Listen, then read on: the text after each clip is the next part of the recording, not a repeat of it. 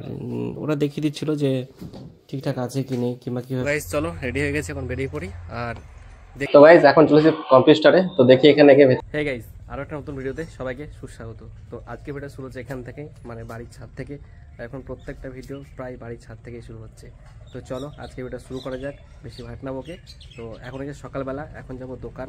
তো এখন দোকান থেকে রওনা দিয়ে যাক, দেন যাবো বহরমপুর। আমার একটা জেরক্স মেশিন কিনতে হবে, কারণ আগে যেটা ছিল সেটা খারাপ হয়ে গেছে। তো নতুন করে আবার এখন কিনতে হবে। তো দেখি একদম ব্র্যান্ড নিউ নেবো ভাবছি। তো দেখা যাক, মানে যাবো ওখানে, মানে যদি শোরুমে সেখানে কী দাম বলছে না বলছে দেখবো, তারপর ডিসাইড করবো যে নেবো কি নেবো না, কারণ টাকারও ব্যাপার আছে।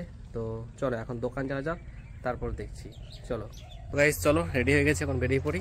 আর দেখি যে আজকে জেরক্স মেশিনটা কেনা হয় কি না, কারণ তোমরা দেখেছো অনেকে যে জেরক্স মেশিনটা আমার যেটা ছিল পুরাতনটা, সেটা খারাপ হয়ে গেছে। এখন কিনতেই হচ্ছে, নাহলে বারবার কাস্টমার করে যাচ্ছে, কোনো উপায় নেই।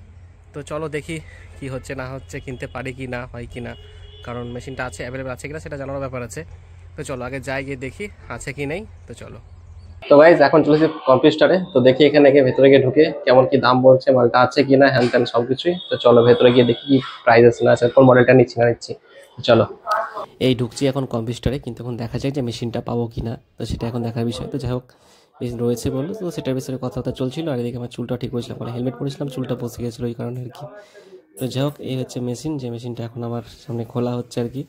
ওরা এটা ছিল না এখানে, ছিল রঘুনাথগঞ্জে আমাদের ওই শোরুমে কম্পিউটারে, তো সেখান থেকে নিয়ে এসে দিল। তো চলো এবার এটাকে খুলে দেখা যাক রানিং করে কেমন কি প্রিন্ট হবে না হবে। আর ওরা দেখিয়ে দিচ্ছিল যে ঠিকঠাক আছে কি নেই কিংবা কীভাবে চালাতে হবে না হবে পুরোটাই। তো যার জন্য আমি বলেছি এটা স্টেবিলাইজারের ব্যবস্থা করার জন্য। তো স্টেবিলাইজার আমি গিয়েছিলাম প্রাঙ্গণ মার্কেটে নিতে। তো তারপরে ওরা বলে যে নাকি ওদের কাছে আছে। তো ব্যাস ওদের কাছ থেকে স্টেবিলাইজারটাও নিয়ে নিলাম। তো ওই স্টেবিলাইজারটা খুলে দেখায়নি, যেহেতু ওটা একদম সিল প্যাক ছিল। তো বললো বাড়ি গিয়ে খুলে লাগিয়ে নেবে, কোনো চাপ নেই। তো তারপরে যে দেখতে পাচ্ছ এখন এই মানে ড্রাম ফার্মগুলো লাগানো হচ্ছে কালির এটা। তো সেটা লাগিয়ে নেওয়ার পর রেডি করে নিয়ে চলে যাবো বাড়ি। তো দেখি রেডি হোক, দিয়ে বাড়ি যেতে হবে। চলো। তো গাইস যাই হোক, আপাতত মেশিনটা নেওয়া হলো, দাম পড়লো মোটামুটি 40,000 টাকা মতো, যেটা হচ্ছে ক্যাননের 22-24 মডেল, যেটা নিয়ে নিয়েছি। তাছাড়া একটা স্টেবিলাইজার নিয়েছি, স্টেবিলাইজার দাম হলো 4200 টাকা মতো। তো চলো এবার নিয়ে বাড়ি যাই, এবং তোমাদের তো ভিডিওটা দেখালাম। তো চলো এবার বাড়ি যাওয়া যাক নিয়ে। গাইস চলো ফাইনালি এখন কমপ্লিট হয়ে গেছে নিয়ে, এবার গিয়ে বাড়ি যাবো। চলো বাড়ি যাওয়ার জন্য কথা হচ্ছে। তো গাইজ আপাতত মেশিনটা নিয়ে চলে এসেছি বাড়ি বলতে গেলে দোকান নিয়ে চলে এসেছি। তো এখনো মেশিনটা ইনস্টল করা হয়নি, তো কালকে ইনস্টল করবো। কিন্তু দেখবো যে কেমন কি ফুটেজ আসছে, মানে কেমন কি আর কি প্রিন্ট বেরোচ্ছে না বেরোচ্ছে আর কি। আমার ফুটেজ বলে দিলাম ভুল করে ক্যামেরাকে ইউজ করে।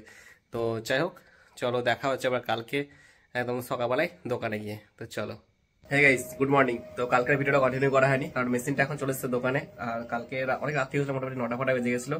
দেখলাম 9টার সময় দোকানে থাকাটা উচিত হবে না, ওই জন্য বাড়ি চলে গেছিলাম। সেটিং কিছু করিনি। আরো ঘরের মানে পুরাতন মেশিনটা ছিল, সেটারও সরানোর একটা ব্যাপার ছিল, এটা সরিয়ে টরিয়ে এখন মেশিন একদম ওকে করে নিয়েছি। তো এই হচ্ছে এখন পুরাতন যেটা ছিল সেটা এখানে লাগিয়ে দিয়েছি, আর নতুনটা এখানে। আর এগুলো তো অনেক নোংরা ফোংরা ছিল, যার জন্য কালকে আমি মানে মেশিনটা লাগাতে পারিনি এখানে। তো কালকে মেশিন মানে করে দিতাম, ইনস্টল করে দিতাম এখানে। যাই হোক, এখন পর্যন্ত প্রিন্টে দেখিনি যে কেমন প্রিন্ট আসছে, একমাত্র ওখানে দেখিয়ে দিয়েছিল সেটাই। তো তারপরে আমার আর বাড়ি নিয়ে এসে দেখা হয়নি এখন। তো দেখি দু একটা কাস্টমার আসুক, তারপরে মানে ই করে দেখবো, মানে প্রিন্ট করে দেখবো কেমন প্রিন্ট হচ্ছে না হচ্ছে। তো চলো দেখা হচ্ছে আবার একটু পরে। তো গাইস মেশিনটা আপাতত ওকে রয়েছে, একদম সবাই ঠিকঠাক মানে রেডি ফেডি করে একদম রেডি হয়ে গেছে, ভালোই কাজ ফাজ হচ্ছে আর কি। তো যাই হোক এখন দেখা যাক যে ফিডব্যাক কেমন হয় না হয়। তো যাই হোক, এখন দোকান থেকে চলে এসেছি বাড়ি, ভিডিওটা আর কন্টিনিউ করছি না।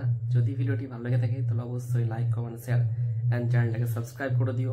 আর যদি ফেসবুক থেকে দেখে থাকো তাহলে অবশ্যই পেজটি ফলো করে দিও। আর গাইস হ্যাপি নিউ ইয়ার। এই নতুন বছরটা সবার খুব ভালো কাটুক, সবাই সুস্থ থেকো, ভালো থেকো, টাটা।